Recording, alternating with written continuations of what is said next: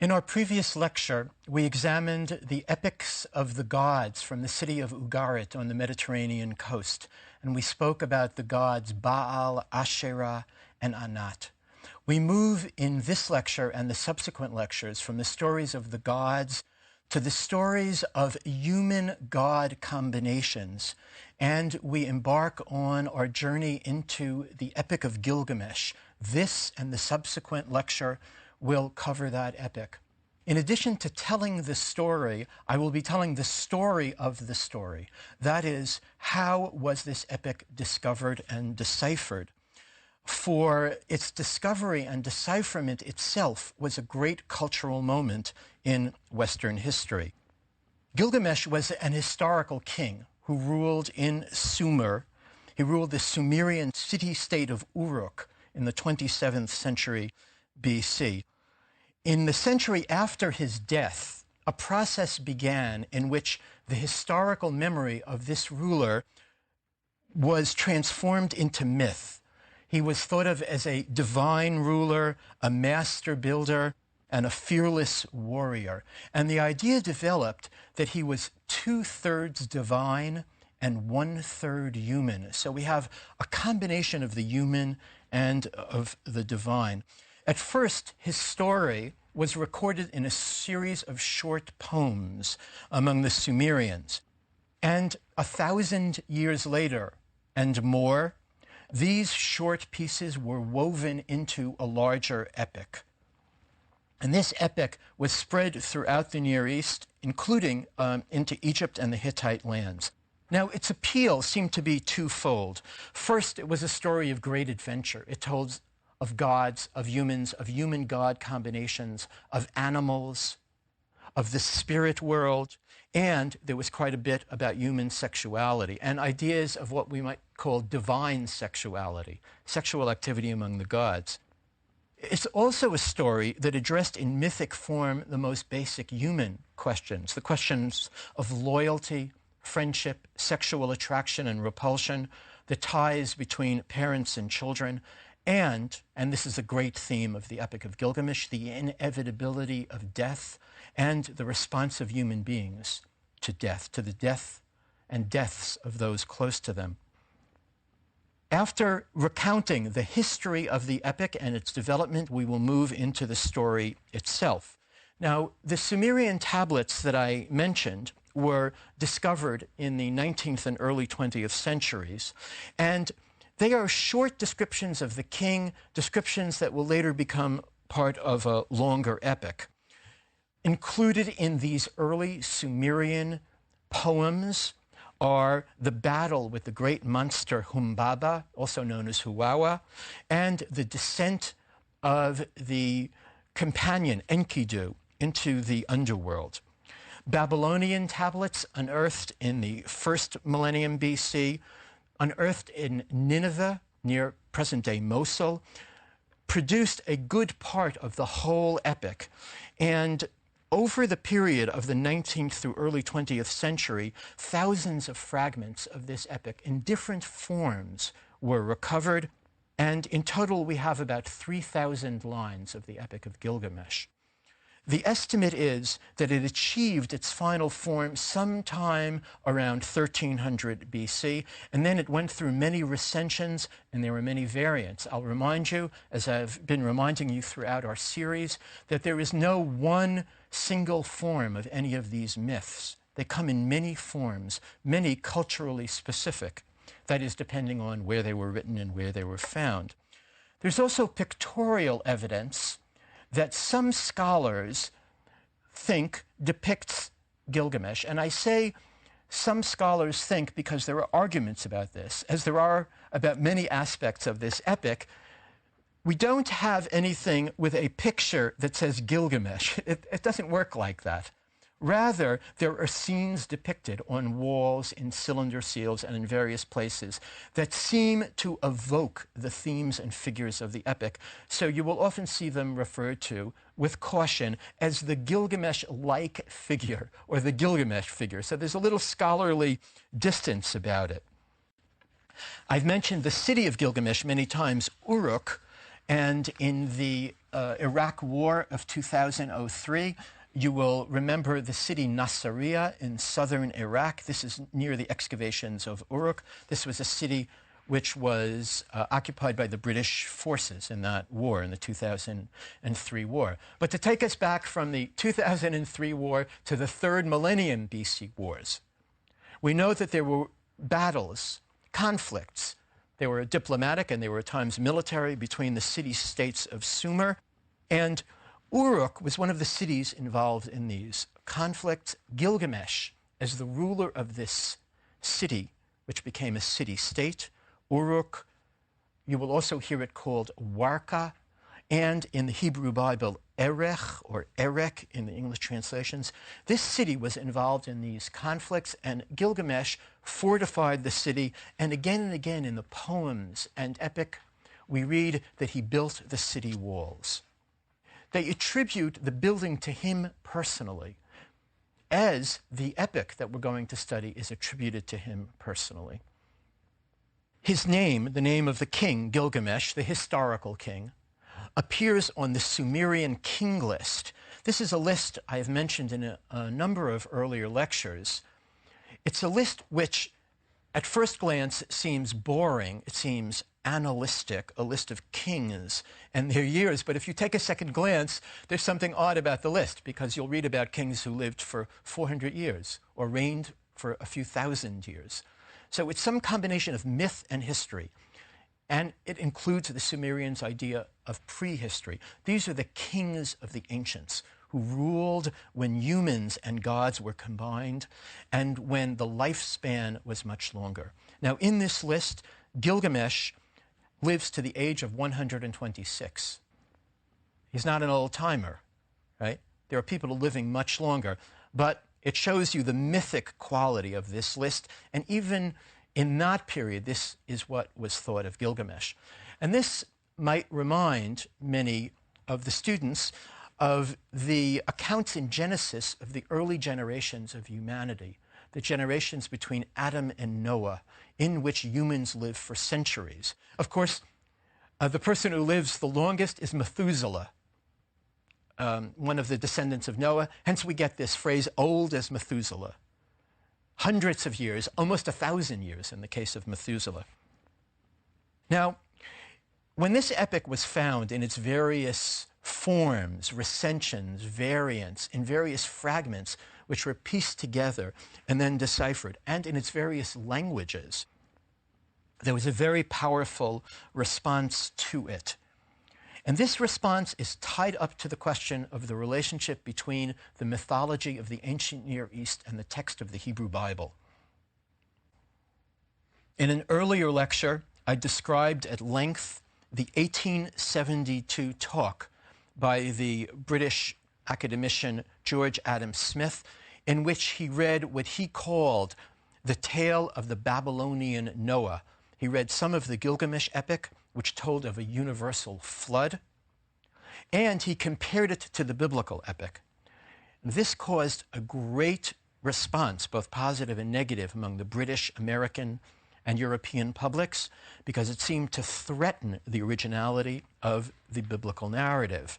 And with that threat seemed to come a threat to the authority of the biblical narrative. Now, I'm not going to go back to that lecture now, but I want to mention another lecture which focused on the Epic of Gilgamesh and other parallels to the Hebrew Bible. And that was the lecture, or rather set of lectures, in 1902 by the German academician Friedrich Delitzsch. And Delitzsch gave a series of lectures which he titled Babel and Bible. That is, Babylon and the narratives of the Bible. And in it, on one of the early lectures, he spoke about the flood tablet of the Epic of Gilgamesh and other Babylonian parallels to Genesis. And this had, in the German-speaking world, and when these lectures were translated in the English-speaking world, a remarkable cultural effect. All the newspapers wrote about them, journals wrote about them. There were lecture series about these lectures. In these lectures, Delitzsch bent over backwards to privilege the Near Eastern mythological accounts, including the Epic of Gilgamesh, as against the Hebrew Bible. Now, this was very different than what had been happening since Smith's lectures of the 1870s, where there was a move among many Christian clergymen and Christian thinkers to say, yes, there was a similarity between these epics and the Bible, but the Bible was superior. The Bible was ethically more powerful. It spoke to us. The Bible was monotheistic. These texts were pagan. They were polytheistic. Now, Delitzsch turned this around. He said, the Epic of Gilgamesh, its flood tablet, and other myths, they are better than the Bible. They show us a more tolerant world, a more varied world. They show us a mythological world that humans can relate to better than they can relate to the monotheistic world of the Bible. And this, you can imagine, caused quite a furor. Also, Delitzsch veered into anti-Semitism, many scholars would say, in which he essentially said, well, the Hebrew people are responsible for this view that the Bible is ethically superior, and therefore we should distance ourselves from the Hebrew people and from the Old Testament. This is a move familiar to many in the history of Christianity, where we have a tendency to move away from the Old Testament towards the New Testament. So in its first decades, in the first decades after its discovery, there were all sorts of controversies, cultural, religious, academic, about the finds of Babylonia and Mesopotamia generally, and of the Epic of Gilgamesh specifically. In the 20th century, especially in the second half of the 20th century, there was a lot of attention paid to the Epic of Gilgamesh. If you do a web search about Gilgamesh, you'll be overwhelmed. If you look in books in print, you'll find many editions, recensions, novels. A recent novel which uses the themes of the Epic of Gilgamesh. There are many translations, some better, some worse. In preparing these lectures and in speaking to students about the epic, I always recommend that they read more than one of these books to get a full picture of both the text itself and the various responses to the text.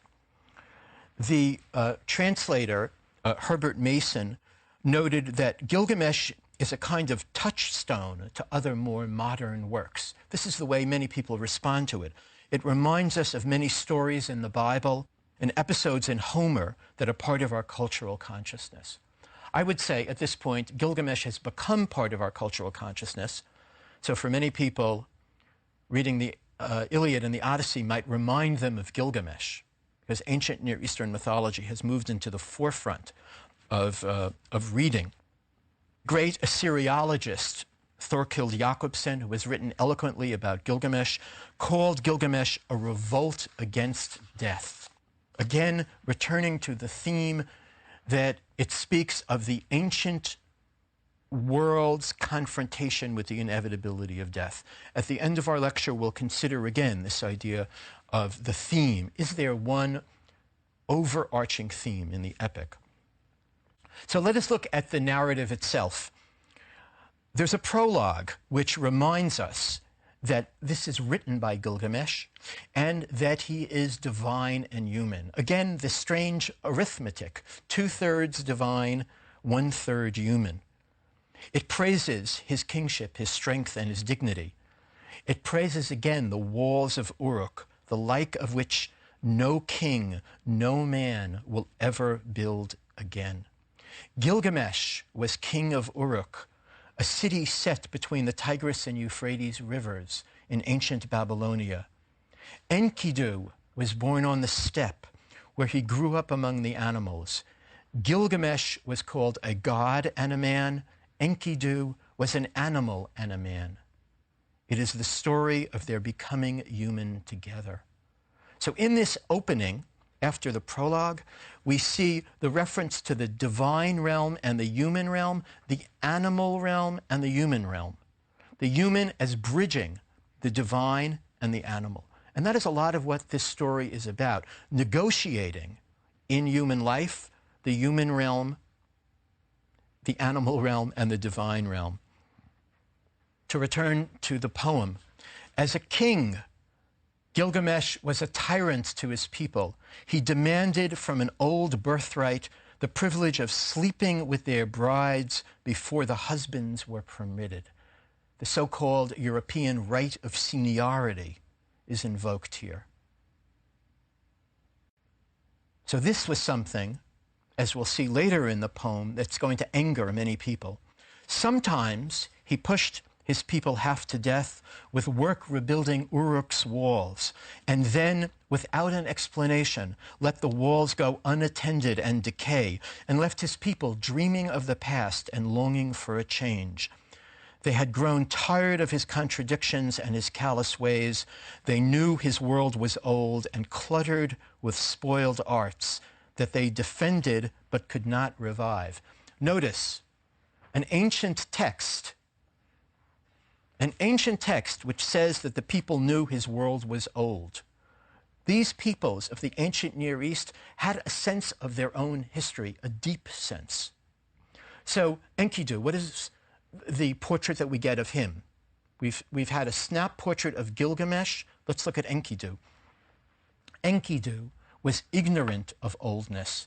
He ran with the animals, drank at their springs, not knowing fear or wisdom. He freed them from the traps the hunters set. A hunter's son one day saw Enkidu opening a trap. The creature was all covered with hair, and yet his hands had the dexterity of men's.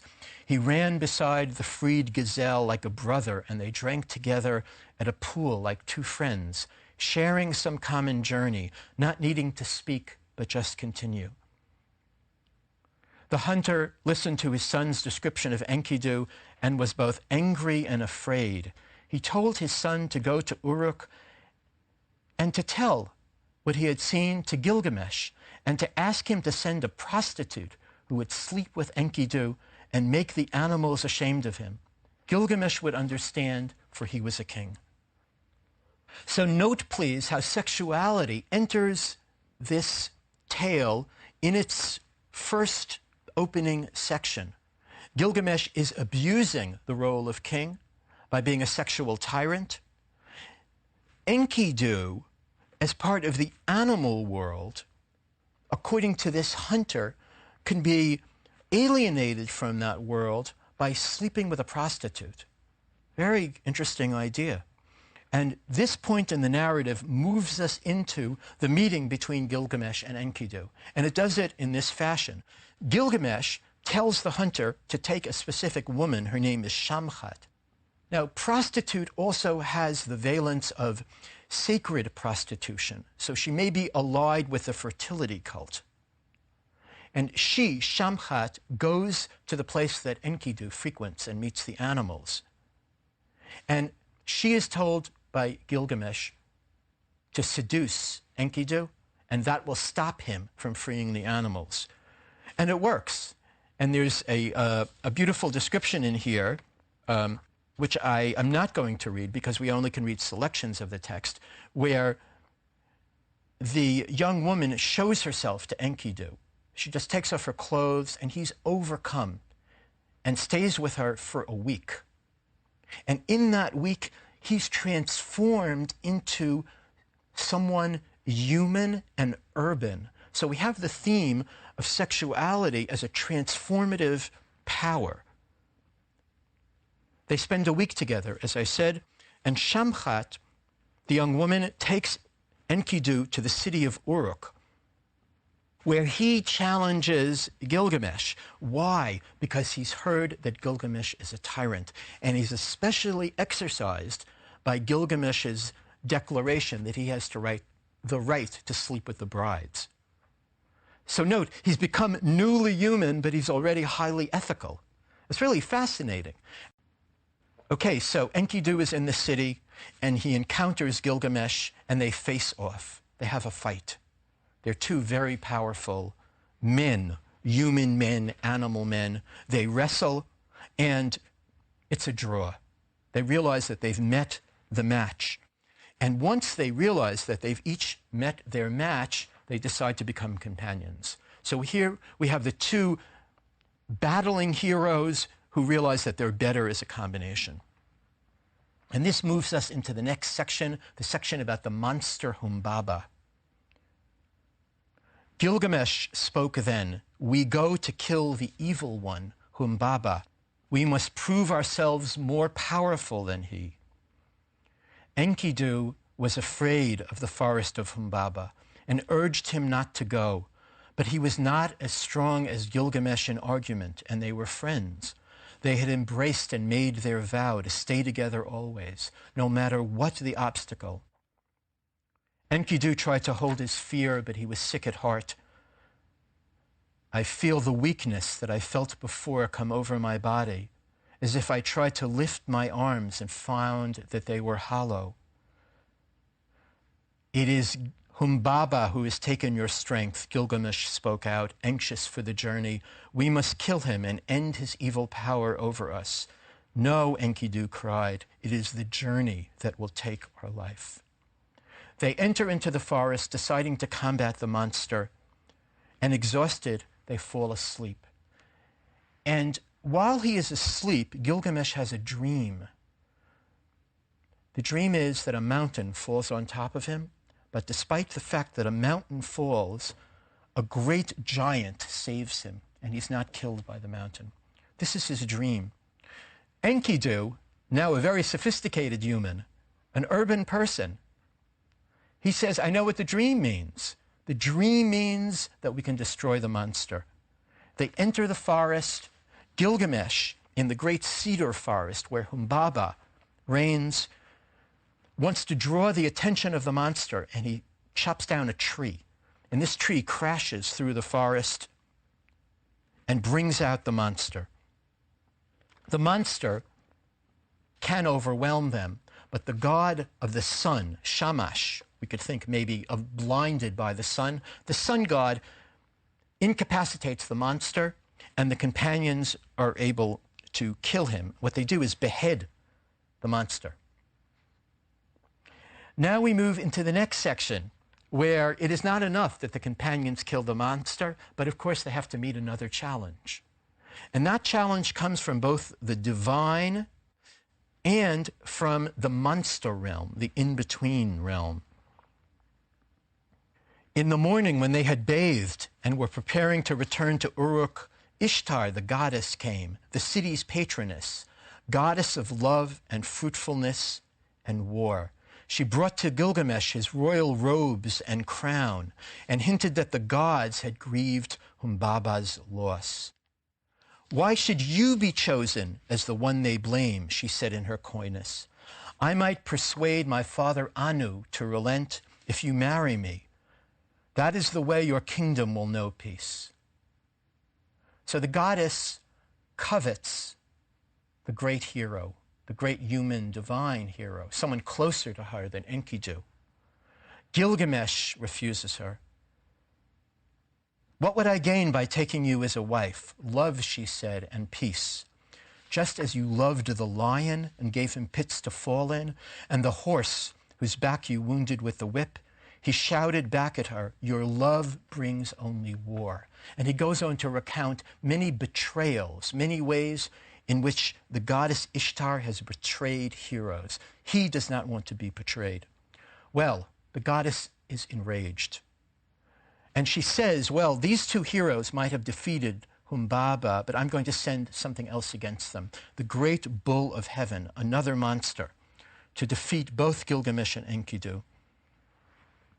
Enkidu is able to kill this monster by plunging a sword into its neck. So the first monster, they cut off its head. This monster, he plunges a sword into the neck. And then they tear out the heart of the monster, and they offer it to the god Shamash, who helped them earlier. Well, the goddess is now beyond rage. She's been rejected by a human divine personage. She sent a being against them. That being has been defeated. She decides to take her revenge. And here, Enkidu has a dream.